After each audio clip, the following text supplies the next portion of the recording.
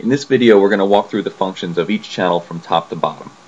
Looking at our Zoom mixer, the first option is Channel Disable. Clicking on Channel Disable will light up a red light and a red X above the label.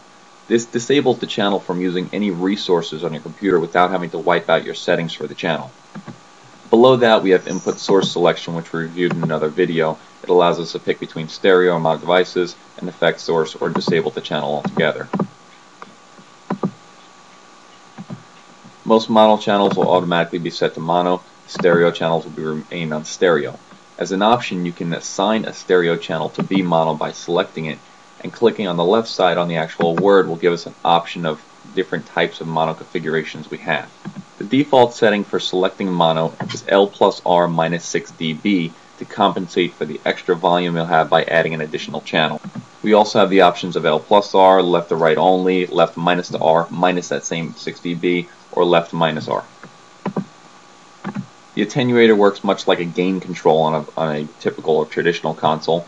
Pressing up and down on the arrows will allow you to adjust it from there.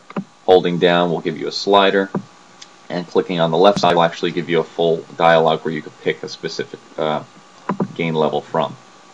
Keep in mind, even while using the attenuator in Software Audio Console, it's still important to make sure that your inputs aren't clipping on your preamp before it even gets here. The phase reverse switch reverses the phase, and again clicking on the left side gives us an option of which channels we want to reverse the phase of, and swap left and right will eventually do exactly that. Working our way down, next we have a 5-band sweepable EQ. Essentially the BW allows to set the bandwidth in any adjustment from 0.1 to a full 3 octaves wide. Frequency will select the frequency, and gain gives us the option of plus or minus 15 to adjust that specific frequency. The default is 1.5 octaves on the frequency of 10K, 4K, 1K, 300 Hz, and 100 Hz. Adjusting any of these bands will also adjust on our visual or graphic EQ below. It's important to keep in mind, if you use the EQ, you need to select the in button down there to actually have it go into effect. High cuts and low cuts are also available. Just be sure to press the button, and reset flat will wipe out the settings to essentially a 0 point.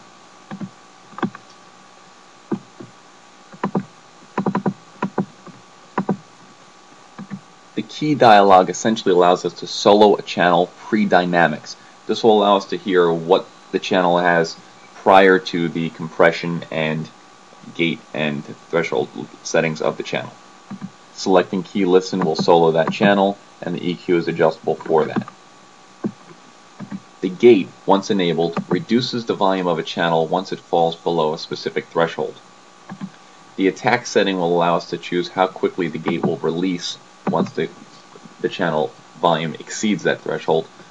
The release settings will actually control when the gate is in effect after the volume drops below that threshold. The floor setting will adjust how low the volume will go once it goes below the threshold. By default it's set to infinite, which will completely disable or kill the volume from the channel once it drops below the threshold, but it's also an option to set it to a specific decibel level below 0.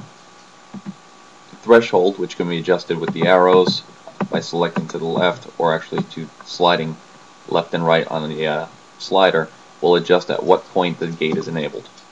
The reverse button will have the opposite effect on the gate, and will enable the gate when it exceeds the threshold, and disable the gate when it drops below it. The compressor has similar controls for attack, release, compression ratio, and threshold. The gain adjustment allows you to compensate for reduced volume. Again, make sure to enable the compressor if you're going to use it.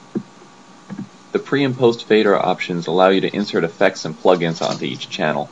We'll discuss this in more detail in another video, but for now I will explain that once an effect is enabled, they'll have a bar across the effect patch panel which will enable it.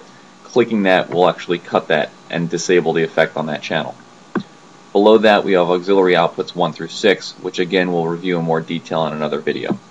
Output assignments have already been reviewed as well, and XY pan controls will be discussed in an advanced video at another time.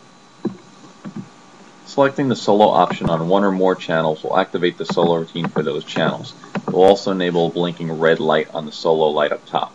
Clicking that will deselect all of the solo options you've already selected. Clicking the solo light when it's currently off will automatically solo the main output channel. Again, selecting it while it's on will clear it. Right-clicking on the solo light will bring up an option which controls our volume and gain levels for our headphone output. The mute button will mute the selected channel in this console only. Muting it here will not mute it on one of your monitor mixes unless you decide to do so. If you press and hold Shift while selecting mute, it will do nothing.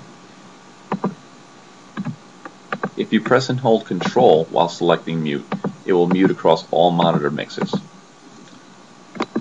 Optionally, right-clicking on the